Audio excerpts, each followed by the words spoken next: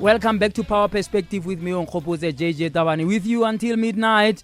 My guest tonight, Edward Zuma, President Zuma's son, joining us here on Power Perspective tonight to share his perspective about the state of the nation, what's been going on, so many developments. He's regular here on Power Perspective. You remember the last time he was here, it opened the case against white monopoly capital. He briefs us his updates as what he's been up to. 0861 987 000. Give us a ring if you want to engage him in that conversation.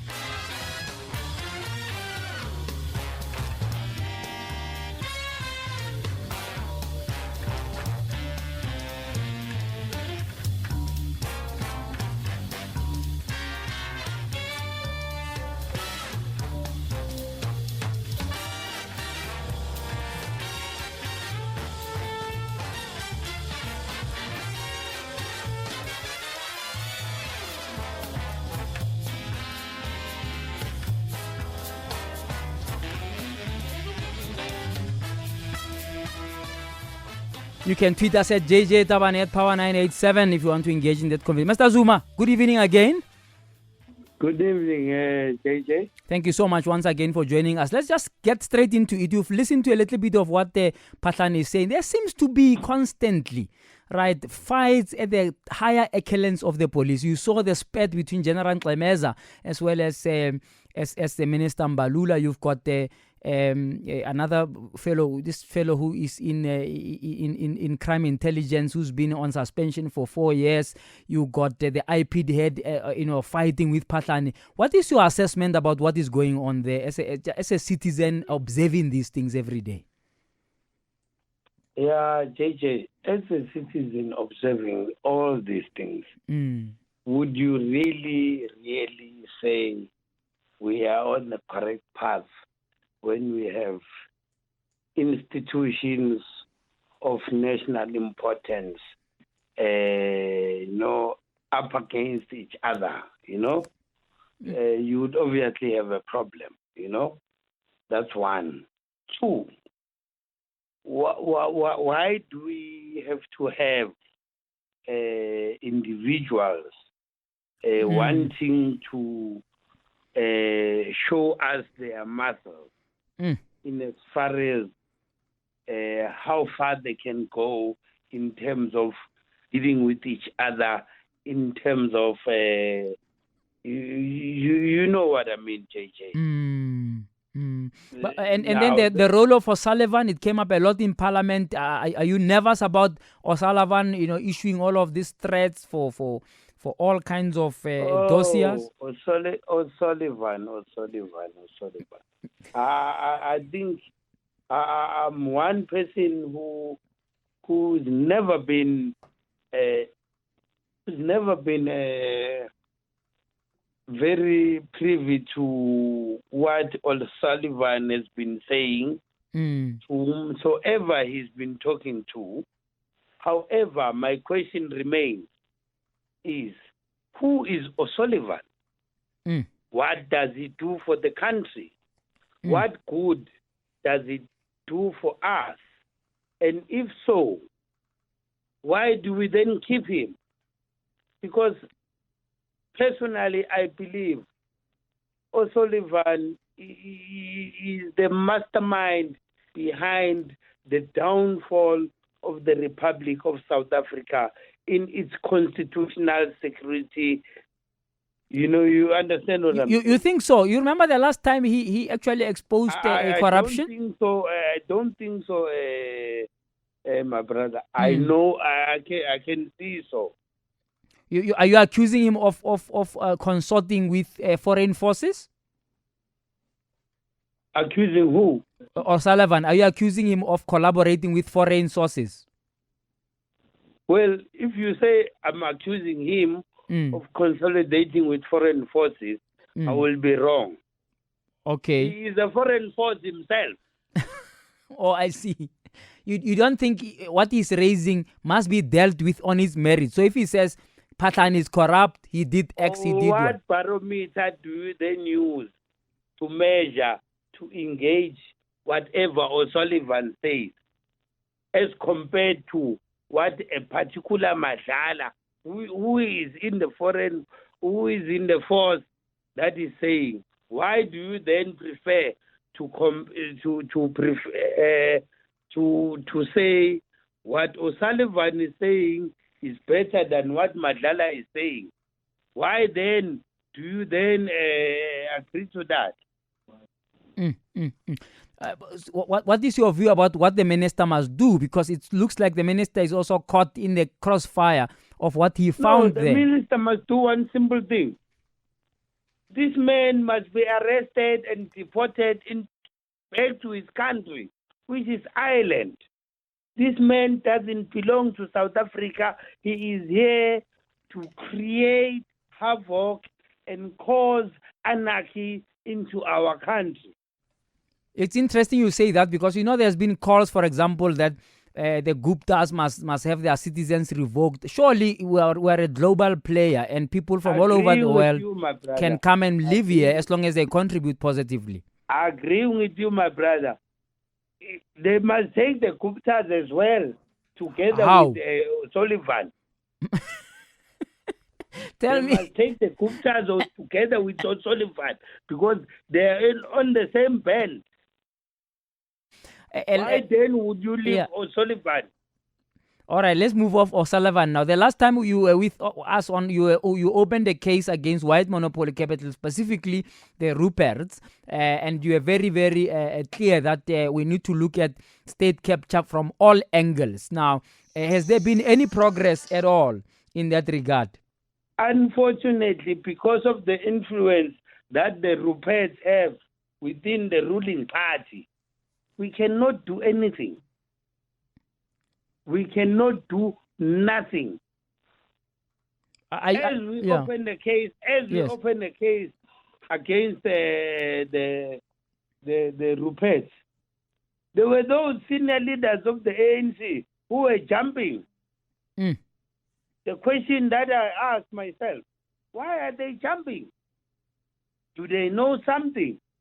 Are you saying that they were not supportive? They were not supportive of your. They were not supportive of your case. Is that what you are saying? No, it's not a matter of being supportive of my case. This thing is not about me.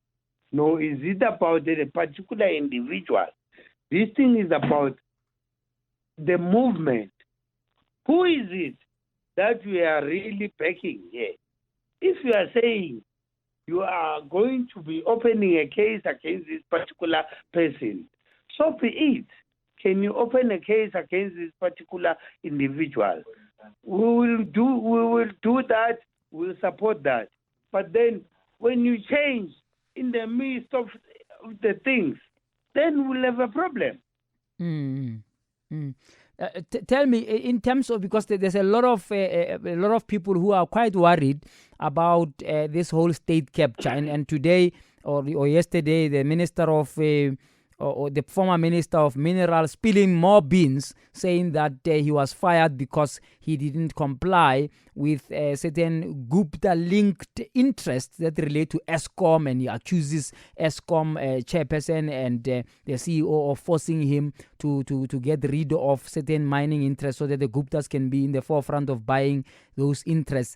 Are you worried about these kind of things, and can you give us a sense of what the president may be thinking about such allegations leveled against by a former member of his own cabinet?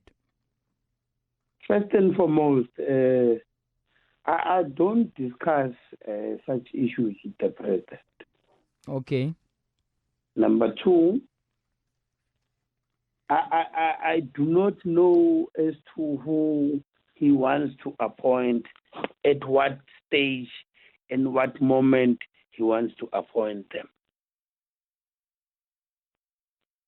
Right? Okay.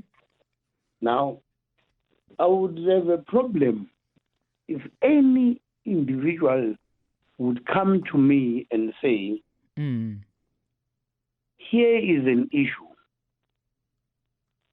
What is it that we are having a problem with this particular issue?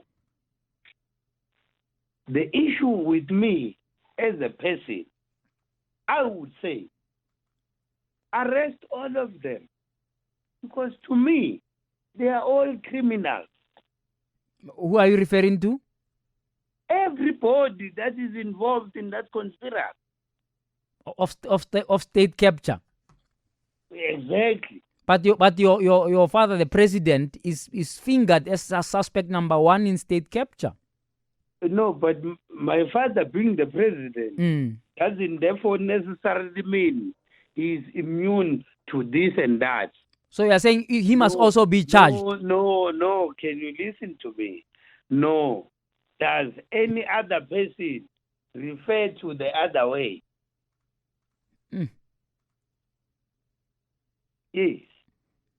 Look, the state capture, I think part of what we were saying the last time, if I understood, was to say we can't just investigate the Guptas. We got to investigate everyone else involved, like the Ruperts, right? Who is this everyone? I'm saying like the Ruperts, could be other people. I'm saying to you... You failed, the state failed to investigate the Ruperts when I opened the case against them. They cannot open a case against the Ruperts because the Ruperts are so powerful in this country that they are the ones that have to determine who should be minister of what, who should be president in what stage. So what do you make though of the allegations made by the former minerals minister against ESCOM? No, the former minerals manager is just dreaming. He wishes things were on his side. But in this case, they're not going to be on his side. He is merely, and he is part of the problem. He is part of the problem. Mwako Ramatlodi is part of the problem. And we need to understand this from that level, that Mwako is part of the problem. And we cannot solve the problem with a person that is part of the problem. He is busy lying to people. So tell me then, in terms of moving this forward, to get clarity on this state capture, do you believe, like Cyril Ramaphosa has said, that a commission of inquiry on state capture must be instituted, or do you think that it's not something that we should be spending the nation's time on? First and foremost, let me clarify this. The first person who said we need a commission of inquiry is President Zuma. Oh, no, I think we need to support President Zuma, as Cyril Ramaphosa is supporting President Zuma, that we need a commission of inquiry on all these matters. So he's going to court to refuse that, because the public protector said that he needs to appoint a commission of inquiry, and the Chief Justice must give him a judge to appoint, and he's going to court to oppose that. So why do you say he's the first one to have said we need a commission? He's going there to oppose it, because the public protector said he must appoint this commission, Mr. Zuma. No, but he is merely exercising his constitutional rights. Not unless you are going to say to me that he has no right to exercise his constitutional rights. You don't think it's delaying tactics? You should get on with the commission of inquiry? Delaying tactics fall behind us right now. What is important? Are you exercising your constitutional right or are you not? In this case, Mr. Zuma is exercising his constitutional right. And I think if we claim to be a law and constitutionally abiding citizen, we need to respect that. We need not be having any problem. So are you saying, therefore, in fact, before I take some calls for you, are you saying that the issue of state capture is an urgent matter that should be attended to as a nation, so that we can get clarity? Because there are many allegations every day, about that are causing suspicion across the movement, across the country. Is it your view that we should get on with that commission or not?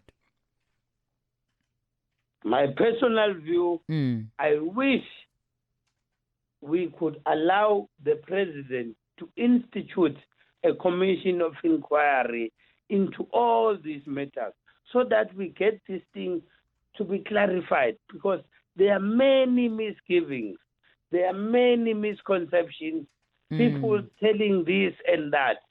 So for us to be given clarity, can we be respected by the president to an extent of being given a commission of inquiry, so that all these things can be clarified, so that everybody can keep quiet. Okay, so all right, that's quite interesting there. Are you worried that so many people in the ANC, which is your movement, and understand that you are a member or even of a branch there in Kandla where you've just recently participated and lost elections, but are you worried so many people in the ANC want the president to quit? I mean, the veterans like your Cheryl Carolus of this world, you got foundations like the Katrada Foundation, Mandela Foundation, wanting the president to go. Do you think it's time he probably considered whether indeed he should step aside for the sake of the unity of the ANC? The unity of the ANC doesn't depend on certain individuals. One. Two, the unity of the ANC doesn't depend on people that are very bitter with the current leadership of the ANC. Three, the unity of the ANC does not depend on people that seek, popularity in as far as their particular positions are concerned. All we say is, can comrades be disciplined enough to respect the culture of the ANC? Can comrades be respectful enough to respect the dictates of the ANC?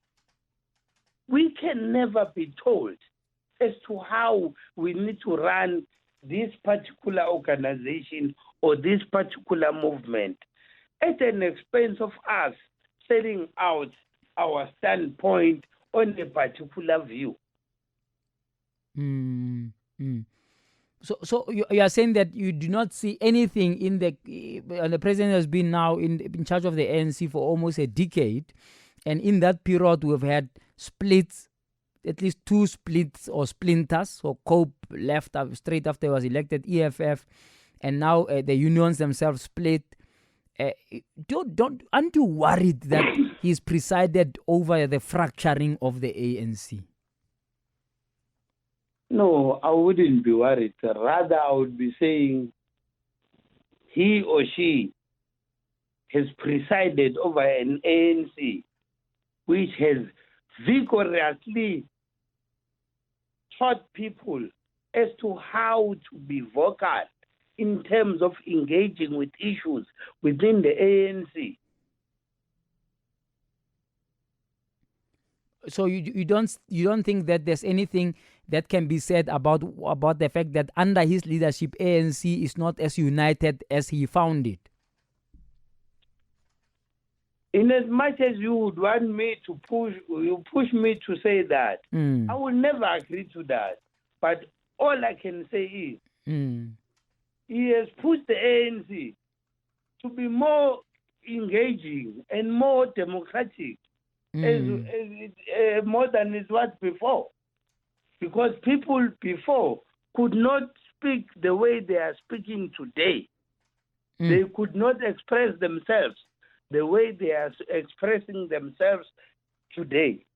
Now, the question I would remain with is, who has made the ANC democratic? Is it Zuma, or is it those people that you want to mention? Because I can see you want to mention a particular sentiment.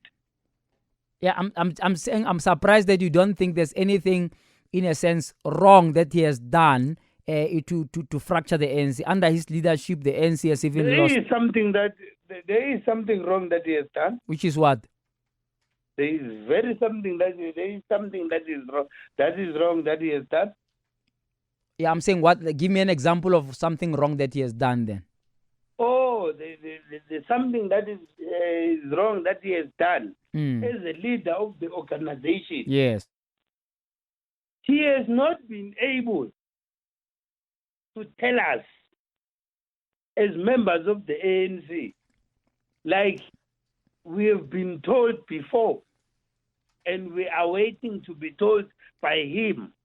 He's not been able to tell us, to say, you've been doing wrong, you've been doing right. I can't say I understand. So you are saying he's not been critical to the members of the ANC? No. I'm not saying he's not been critical to the members of the ANC. You are saying that. I am saying he has not been able to engage us. And we are saying we are here to be engaged. And we expect his engagement because we trust his engagement to be the very correct engagement in leading the ANC forward. Are you worried at all about him being associated with a lot of scandals in his term of office as the president of the country and the ANC? Who has not been associated with scandals, Chief? No, Chief. No, we're talking about your president now. I'm saying. No, but you must also answer me. Who has not been? No, there are lots of people. There are thousands and millions of South Africans who are not involved in scandal. Like who? No, many. It's not for me to give me the names. Give me the names. No, it's not for me to give you the names. I'm saying exactly who should it be? So are you saying everybody is scandalized? Is that your answer? Should it be for me to give you the name? No, don't give me the names. I'm saying, are you worried that President Zuma is associated with scandal so many times? President Zuma is not associated with any scandal whatsoever. President Zuma is associated with the unification of the African National Congress. Let's take some calls for you there. Thank you for answering those questions. Anel in Cape Town, good evening to you. Hi, JJ. How are you? I'm all right. How are you, Anel? I'm good. Thanks, JJ. Hey. I want to speak to this gentleman. In fact, I'm not going to ask questions as such. I want to comment. Please go ahead, Anel. Part of why the ANC has found itself where it is today, it is on basis of the fact that we have lost morality to the highest cause. I'll make a typical example of that man, Edward. Not long ago, I think a few years ago, 3 to 4 years ago, that man Edward was facing allegations of rape in the University of Zululand, and it just tells you that anything that is aligned within the Zuma family or within the surname Zuma seems to have little to no morality at all. If you recall, when President Zuma was elected the state president, at some stage there were allegations of him having raped an innocent woman. And those are the challenges faced by the ANC anyway. That is why you find Tutuzane Zuma now speaking. I think he's even intoxicated if you can hear and listen to him as closely as you can. That is why you find a lot of comrades not being able to sit down and address issues soberly so, because morality within comrades has been lost. And therefore, people like Edward Zuma must never be taken serious in our movement. These are the people who are architects of what has been happening in the ANC for many years. In fact, they benefited out of the corruption that has taken place under the leadership of his own father, because he's a beneficiary of all this corruption that have taken place within the ANC, looting the ANC and looting the country as well. So that is why last week or 2 weeks ago, he was rejected even in his own branch in Kandla, because there is no morality within, and there's a huge sense of arrogance of not wanting to engage and listen. That is why, of all the questions you have asked him now, he has not been able to put content and proper political understanding, because him being part of the ANC is just a matter of him benefiting out of all what has been looted out of the ANC and the corruption that and the proceeds of corruption within government. So I think for me to have Edward Zuma right now on studio, not being able to address simple questions about issues affecting the ANC and issues affecting government is a sign. In itself is a sign that the generation that has been left behind, the current leadership of the ANC as led by President Jacob Zuma, has no morals at all. In fact, we lack a lot of political understanding, and we seem to have not been trained properly to address issues in government and in the ANC. So that's all I want to share. All right. Let's Mr. Zuma, do you want to respond to Anele briefly there? Yes, I do. Please go ahead. No, it does. Okay. With due respect, with respect to comrades, what's his name? Anele from Cape Town. How can you not remember my name? No. I think Anele suffers from a particular deficiency.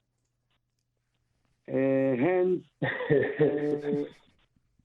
I think Anele, in responding not to you direct, but indirectly in responding to the people who pose the question, you seem to have a problem or a disease of fearing engagement.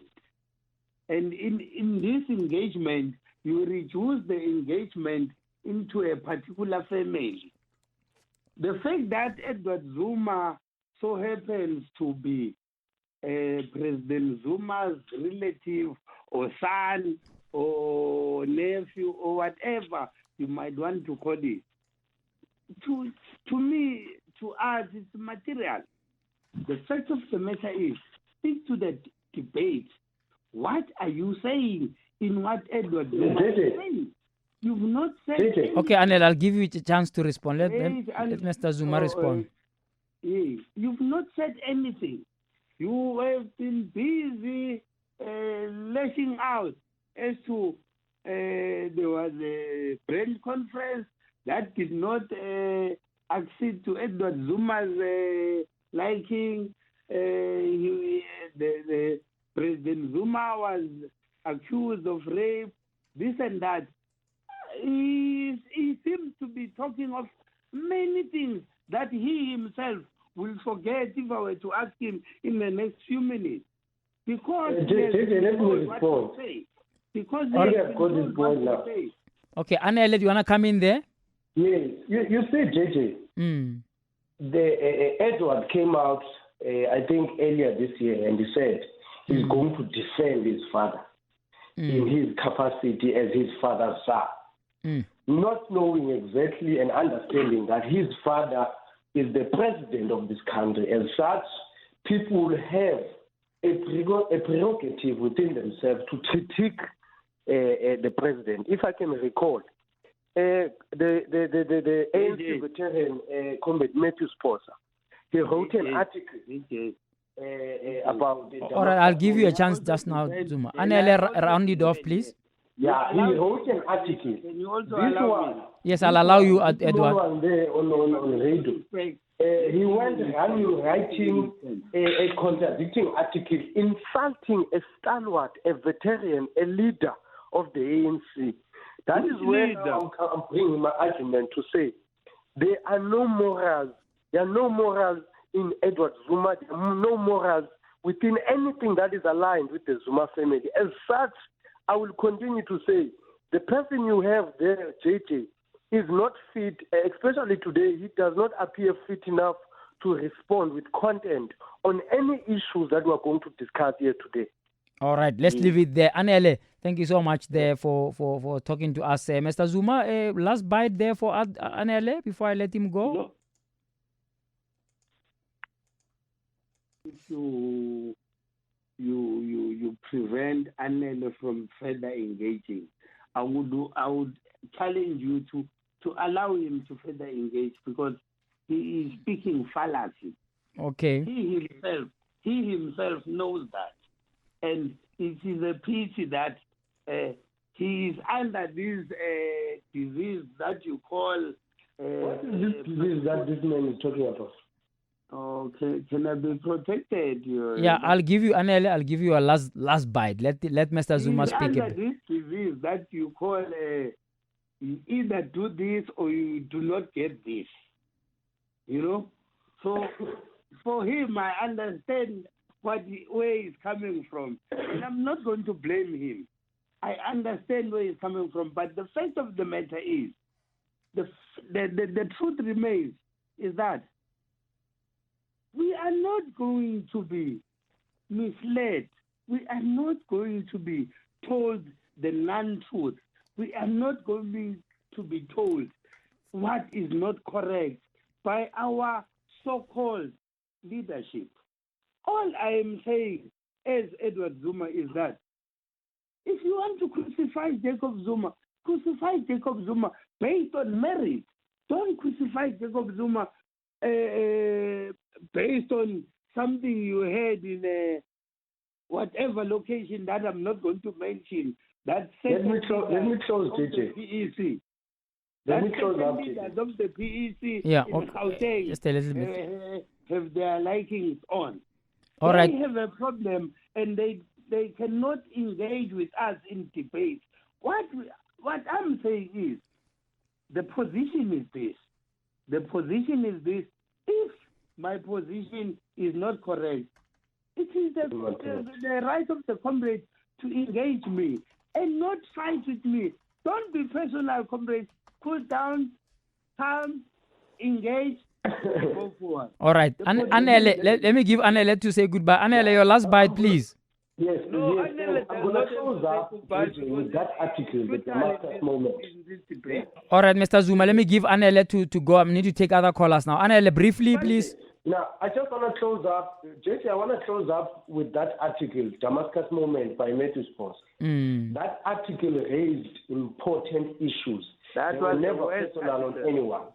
But Edward Zuma now is saying he must not be personal. He came in his own capacity, personal as he is, and attacked comrade Matthew Sports.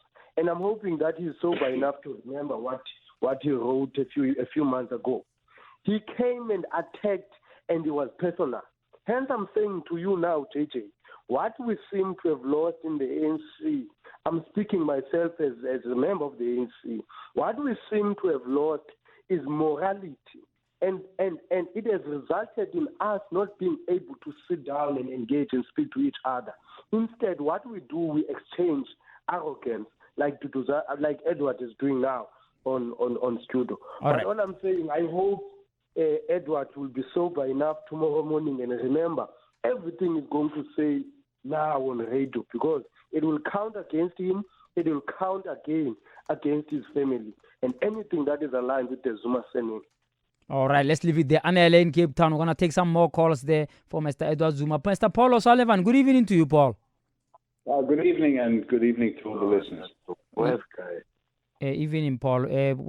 How are you, Paul? How are things? No, I'm good, thanks. How are you? All right. Any remark on what you've heard, a little bit of what we played, of what General Patlani said of you in Parliament, that you seem to be a big factor in IPID. What is your perspective there? I watched the 3 hours or 2.5 hours or whatever it was. I watched it online, and frankly, it's a disgrace that this man can get up into Parliament and lie the way that he lies, and he should be prosecuted for that. It's an offence to lie to Parliament like that. Now, the bottom line is, Parliament has failed in its duty to make him account for his conduct. Yes. And his lies that I've taken over IPID is just that. I mean, does he think that I have the authority and the power to institutional organizations such as IPID? Sorry, Paul. Are you still there? Yeah, I'm still here. Can you hear me? Yes, we can hear you. Please go for it. So are you saying, because I think the bone of contention there was that he was questioning your close relationship with IPID, in that he feels that IPID in a sense is dancing to your tune. I mean, I'm paraphrasing him really. Yes, of course, I understand that. You're just repeating what he said. But he lied to Parliament, and Parliament needs to hold him accountable. The bottom line is that hundreds of thousands of South Africans every year are victim to crime, while this man has got bodyguards all around him and is living in a luxury house that was paid for out of the proceeds of crime. And he needs to be held accountable to that. And I am absolutely certain that the wheels of justice will turn and he will be held accountable. Why do you think the minister has not suspended him yet? I mean, the minister has been in office for over a month. I'm sure he's got files and to spare about the accusations. Are we going to go back to a situation where the police top brass protect each other? Well, that certainly seems to be the case. If one looks at what's been going on, the senior members of IPID that have run away from IPID rather than face the music for their conduct over the last 18 months, were all given cushy jobs as major generals in the police. And somebody needs to explain that. And the man that gave them those jobs is Paklani. Now, he is under investigation. So what he's trying to do is secure his future by neutralizing IPID. And it's not going to succeed. It's a constitutional body. It's set up in terms of an act, and it's run by, in my opinion, noble people, and they need to be left to get on with the job. And his conduct will all come out one day, and it will cause him to be shamed. Okay, but Mr. Edward Zuma, who's my guest tonight, earlier on saying, questioning your involvement in these things, questioning your track record, and so on, even nice, including to say that you shouldn't be allowed to operate in South Africa. Well, Edward Zuma obviously doesn't know the law. I'm a citizen of South Africa. And what Edward Zuma should rather do is explain his involvement with people like Yusuf Kaji and others, and explain why he's got bank accounts in foreign countries with money that he's obtained through ill-gotten methods. Now, I don't want to go into that. That's another story. But for him, there's a saying that people who live in glass houses shouldn't throw stones. Edward Zuma has got a lot more explaining to do than I have. Stop lying to the public. Sorry, Paul. Let me bring in Mr. Zuma. They don't go, please. Edward? Yes, JJ. Yes. That guy there must stop lying. He is a roach of note. He has been manipulating the security system of this country for years. He's been speaking right now. He just mentioned Edward Zuma and Yusuf Kaji. What has he got on that? He must tell the country. And if he does not tell the country, he must face the music. He has been lying. He has been paid money by the people that he is sitting next to right now as we speak, as they were sitting in such restaurants in Johannesburg. He is a liar. He is a schemer. I don't know what name I could give him. He is no person that one could trust. Now, are we going to say? Are we saying we are lending our security apparatus of this country to people like Paul OSullivan? That's what it's called, if I'm not mistaken. We're not. The argument that I'm having is he has tried to implicate me for so many years, and he has failed, and he will continue to fail. He will continue to fail. He has tried to link me with people like Yusuf Kaji. Yusuf Kaji remains my friend, and I'm not going to deny that. What is your business? What is your business with him? Are you in business with him? He should be the one. He should be the one that is telling us of his corrupt relationship with Robert McBride. because they have a very corrupt relationship as we speak. Mm. There are many instances that we can count on him. He is Irish. He must go back to Ireland. We don't need him in South Africa. He is destabilizing the security of this country. And he is a foreign force. He is a foreign agent. We don't need people like him. Okay. So whatever explanation he gives, whatever elaboration he wants to explain further, the fact remains that he is a foreign agent that is against our country. Okay, let me get him to respond then. Paul? Yes. Well, I learned a long time ago two things. First of all, never argue with somebody that's drunk. And secondly, never to argue with a criminal. Thank you. I'm not going to allow myself to be lowered to that man's level. The bottom line is, you phoned me to speak to me about IPID, and now you're lacking this person who needs to explain why he's living the life he's living as a result of his relationship with never criminals. phoned you. Don't even know your number. Okay, I'm going to discontinue this conversation because I'm not going to have a public. All right, Edward. Country right now on air and on public, can you prove to them that I phoned you? I've never phoned you. Can you prove now that I phoned you? Can you prove then? What's my number? I phoned by Power FM, and I didn't get phoned to trade blows with a drunken criminal. Now he's changing the tune. Who is the liar? Right, I'm going to discontinue the call now because I don't argue with drunken criminals. Good night. All right, let's leave it there, Edward. He is selling this country.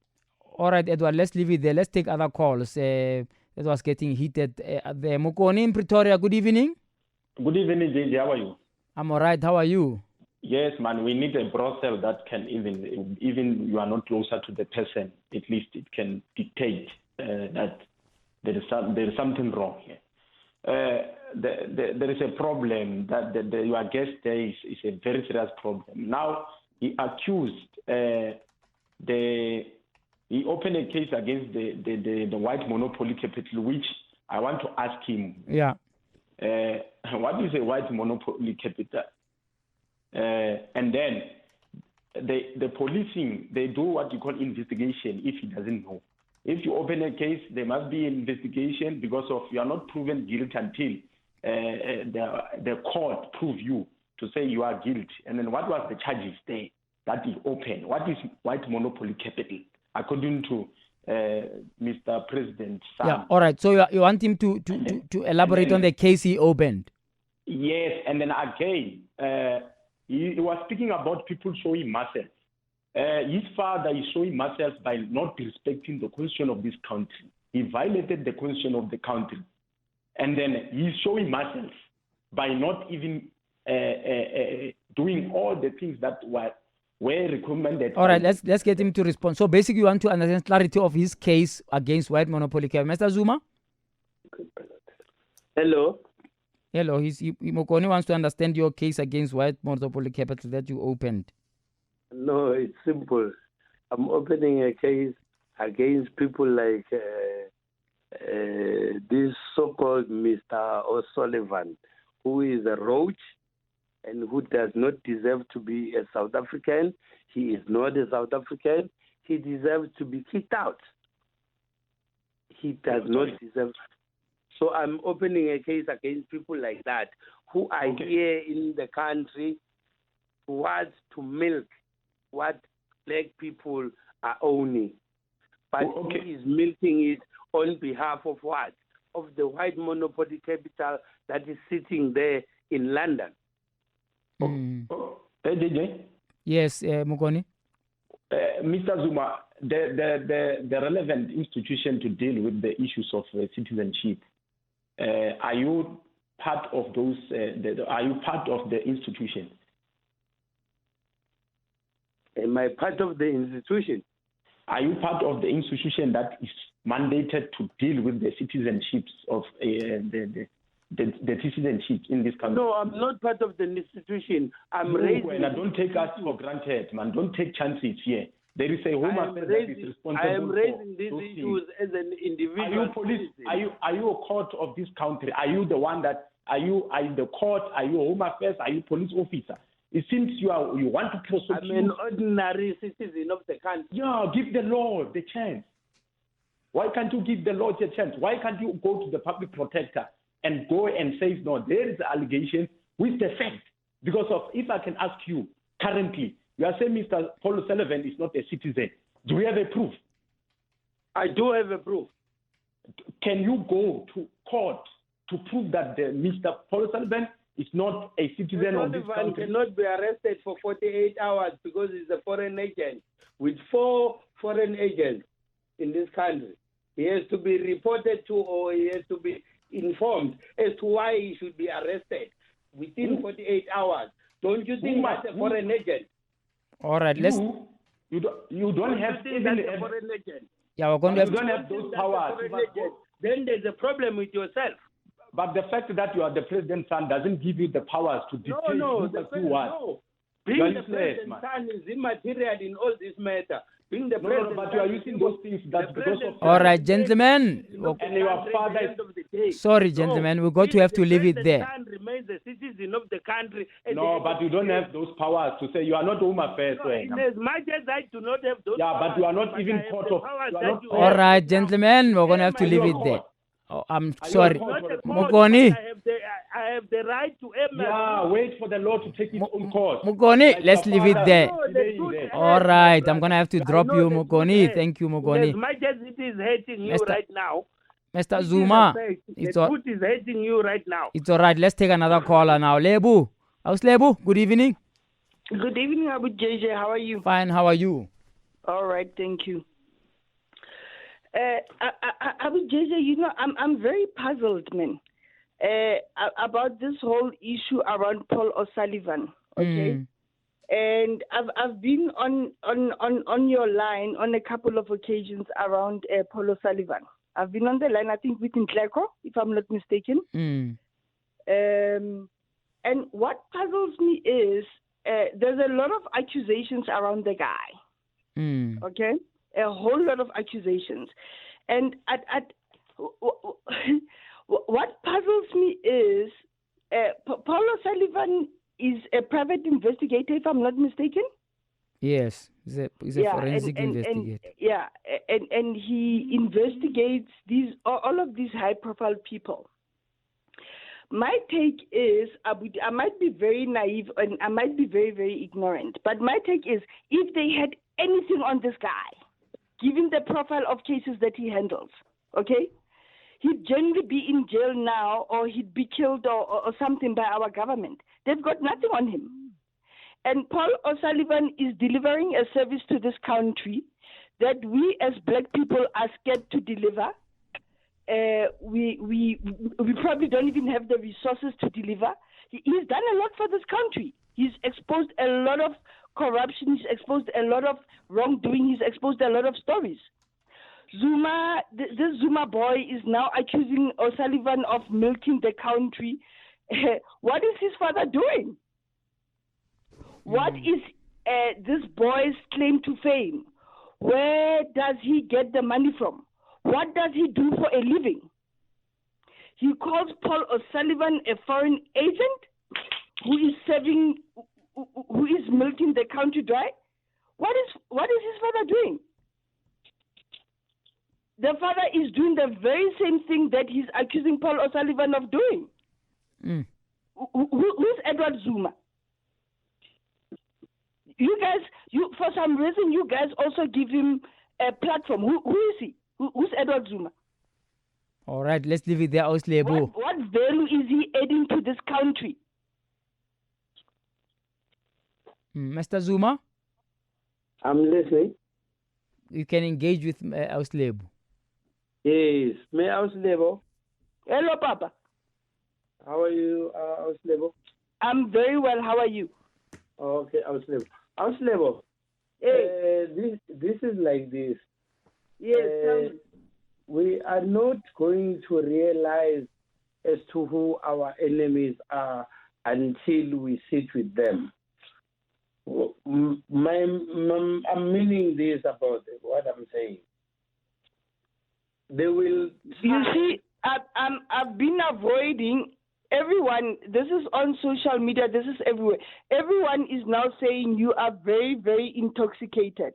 I'm avoiding saying that you are intoxicated, but now you are forcing me to say you are intoxicated. Can we have a proper conversation? I thought it's got something to do with your... All right, Auslebo, give Mr. Zuma a chance to respond to you. All right. Auslebo, yes, let's agree with everybody.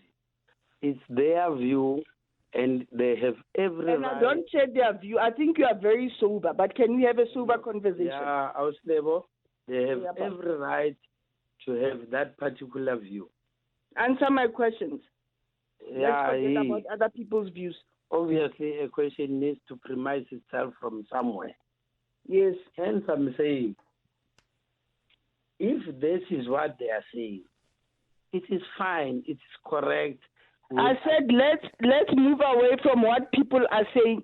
Answer my questions on Paul O'Sullivan. How is he the enemy? All right, Auslebo, this is how Paul O'Sullivan is the enemy. If you want me to tell you. Paul O'Sullivan is the enemy in one.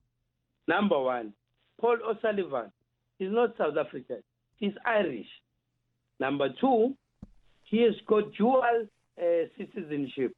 A lot of white people in this country have dual citizenship. Well, it is unfortunate. So he's a South African. He's got dual citizenship, which means he's an Irish and he's a South African. We've got lots of those.